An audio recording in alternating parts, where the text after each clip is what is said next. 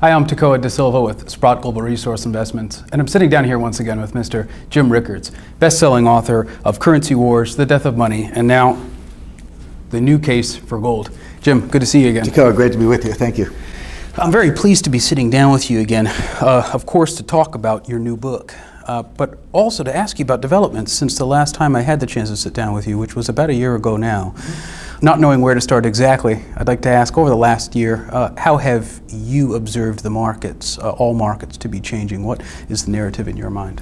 Well, some things are changing quite a bit. Some things haven't changed. So some of the fundamental forces are the same. Now, superficially, we've had a lot of news. You know, we've had the Brexit, we've had the unexpected rise of Donald Trump, we've had a Turkish coup, we've seen Venezuela implode. So there've been a lot of very important, very significant political and geopolitical developments, and they all can impact gold or commodities one way or the other. But certain things haven't changed, and I think these are important to focus on because they really drive the price of all commodities. And the number one thing is the struggle between deflation and inflation. And this is something actually I talked about in my first book, Currency Wars, in 2011. I made the point, because people look at the time series of price indices, and we haven't had a lot of either. They've been pretty steady at a pretty low level, you know, around 1.5%, sometimes a little hotter, sometimes a little cooler, at least in dollars. Now, actually, some of the other economies around the world, you're actually seeing deflation, you know, in Japan and Europe and elsewhere. But that is because the world is in a naturally deflationary state. The world wants to deflate. Why is that? Demographics, you not just have a slowdown in growth, globally you do, but certain countries you actually have declining populations. Population in Japan is declining. Population of Russia is declining. Population of China has leveled off, may start to decline. The only reason the U.S. doesn't have negative population growth is because of immigration. The actual birth rate of Americans ex-immigration is sort of flatlining, but we do have some population growth because of immigration, but that just means it's coming from somewhere else. So, and then debt and deleveraging. People talk about helicopter money. We'll just give people money and they'll go spend it. Well, they might not spend it. There are two other things you can do with it. You can save it or you can pay down debt. So just handing out money on street corners doesn't necessarily get you the velocity or the turnover of money or the spending or the GDP that you want, because people might actually, as I say, put it in the bank or pay down debt, and that is going on. So that's debt deleveraging. And the third one, of course, is technology, which is a good thing. People say there's bad deflation caused by bad policy, but there's something called good deflation. Maybe we should have another word for it. But when you know, your standard of living goes up, not because you're making more money, but because your cost of living goes down for the same amount of money, you can have a better lifestyle because things are less expensive. And that was predominant in the United States, for example, in the late 19th century, when it was an age of invention. You had the McCormick harvester, you know, expansion of the railroads, the telegraph, the telephone, phonograph, movies. All those things came in the late 19th century, you know, maybe very early 20th century, all of which lowered costs and made people richer without more money. Just meant they could do more, things were less expensive. So debt, deleveraging, deflation, debt, deleveraging, demographics, and technology are causing deflation. Now I call that the natural state of the world. However, central banks cannot have deflation. They cannot allow it. And I had this debate with our friend Harry Dent and Gary Schilling and others, because they do the deflation analysis I just went through, and I agree with them on that. That analysis is correct. But there's a countervailing force, which is central bank policy. Governments cannot have deflation because it increases the real value of the debt. I mean, governments are over-indebted as it is. Japanese debt to GDP ratio is over 250%. Corporate debt, actually corporate, individual, and government debt in China to GDP ratio is over 300%. I mean, these are huge numbers. You know, people pick on Greece, but the rest of the world looks a lot like Greece or is getting there fast. So deflation increases the real value of debt. So if you're over-indebted to begin with, the last thing you want is deflation. There are other reasons why governments don't want deflation, but they're determined to stop it. So you've got these two tectonic plates. There's the natural tectonic plate of deflation, but there's the policy plate of inflation, which is money printing, currency wars, QE, Operation Twist, all the central bank toolkit, right? negative interest rates, zero interest rates. They're pushing against each other. So it kind of looks stable from the outside, but it's dynamically unstable. It's going to snap. The question is which way it would go. It could, central banks could throw up their hands and it could go deeply into deflation, or central banks could pull a few more rabbits out of a hat and it could go into inflation. That kind of monetary instability is part of the case for gold. That's kind of the part of the new case for gold, as I call my book. But the point being, that hasn't changed. This has been going on for 5 years. And except that the forces keep getting stronger. The forces of debt, deflation, negative interest rates, deleveraging get stronger. The forces of money printing and policy, and I think we'll soon see world money in the form of special drawing rights or SDRs. So these forces are not only coming together, they're getting more powerful and they're going to snap. When, no one knows, but you can say that it certainly will happen. The effect will be dramatic. When it does happen, I definitely want to own gold, at least for part of my portfolio. But I do have the sense that we're getting closer to some very significant break in the system. Yeah, and you noted that in a new case for gold, the new case for gold, pardon, that a confrontation will take place. And using that analogy of the tectonic plates, I'm imagining maybe a twig or something in there somewhere that represents people's confidence, if a twig, yeah. If it's that fragile. And in a keynote presentation at the conference that we're at here, the Sprott Natural Resource Symposium, confidence was where you started in the presentation. Can you explain how important that is? Sure, because the presentation I gave was gold. I call it gold, the once and future money. Well, everyone knows gold used to be money, and most people don't think of it as money today. I do personally, and that's how I analyze it, but that's not a widespread view. Most people don't think gold is a commodity. They don't think gold is money. They think it's a commodity. I disagree. I think it's money. But so gold used to be money. It's not really money today, except to a few people like me. I think it will be money in the future. So what is going to get us there? What is going to change that mindset? And I started with a definition or question, really. What is money? And I gave a lot of illustrations. Feathers, clamshells, euros, gold, silver, beads, digital money, credit card, Bitcoin. And the truth is, they're all money or have been money at certain times. There were certainly times and places when feathers were money or clamshells were money. Not so much today, but that used to be true in certain societies. And people like to criticize, gold or paper dollars or Bitcoin. They say, well, it's not backed up by anything. The dollar's not backed up by anything, or Bitcoin's not backed up by anything. And I make the point that all forms of money are backed up by one thing, which is confidence. If you and I have confidence that something is money, then it's money. If you're willing to take it from me in exchange for goods and services, and you're confident that somebody else will take it from you, then it's money, and vice versa. If I have confidence in what you're giving me and I think I can spend it elsewhere, or someone else will take it from me, then it's money. So it doesn't really matter what form it takes. What does matter is that you have confidence in it. But the point I make is that confidence is based on trust, and it's very fragile, and you can't take it for granted.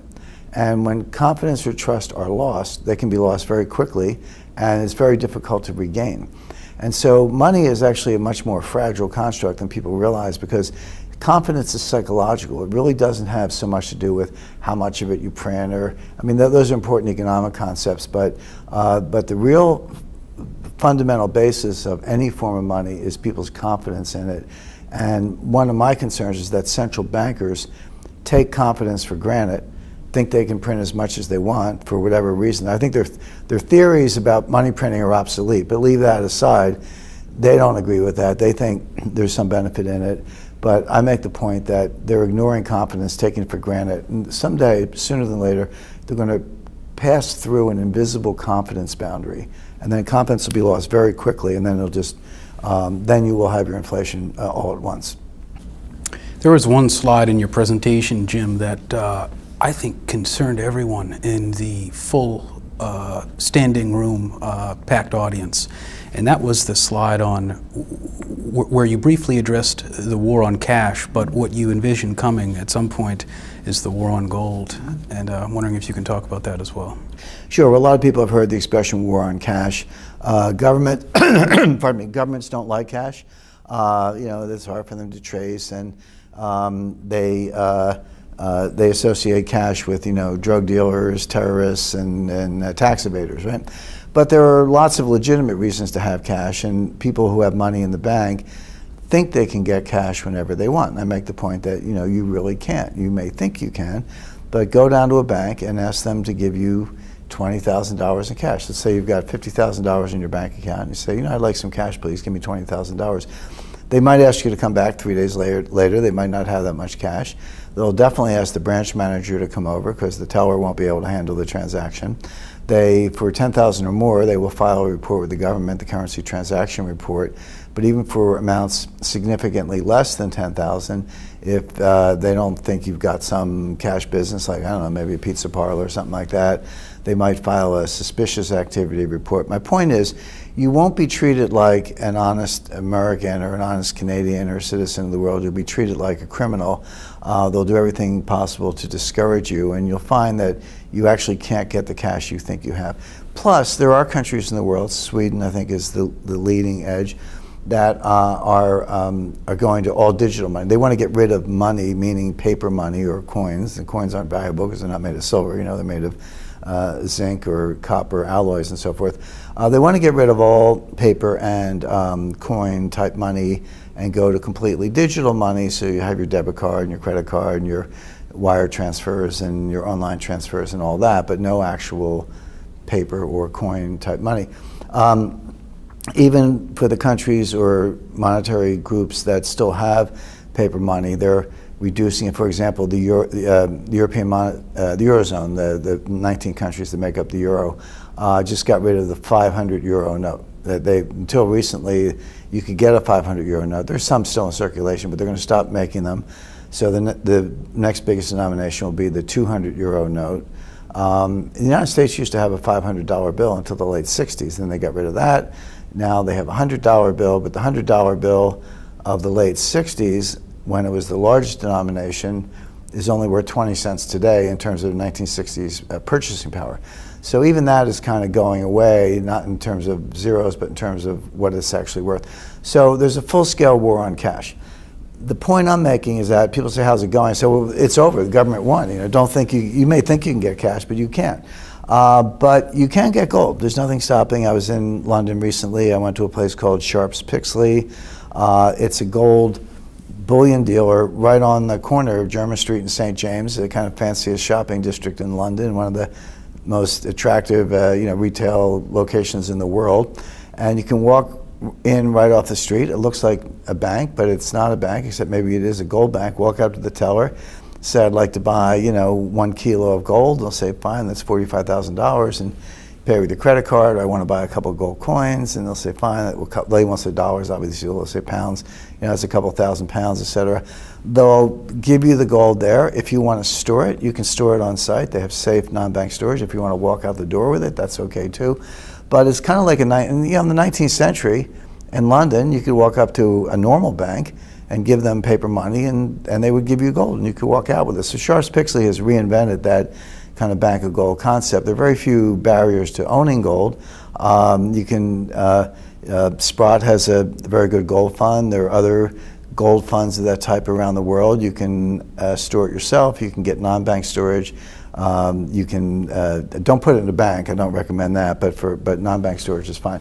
So right now you can get gold. Not at a fixed price. It's not a gold standard, but at the market price. I think that governments haven't really caught on. They've spent so many decades disparaging gold, making fun of gold, ridiculing gold holders, and sort of running gold off the road, that I don't think governments are alert to the fact that gold is money, and if you make cash go away, you're actually going to elevate the value of gold to a lot of people. And so I expect that when they suddenly wake up one day and say, oh, wait a second, all these people we tried to chase out of paper money, they're going to gold, there'll be a war on gold. And my advice to people interested in gold is get it now while you still can. Like, what are you waiting for?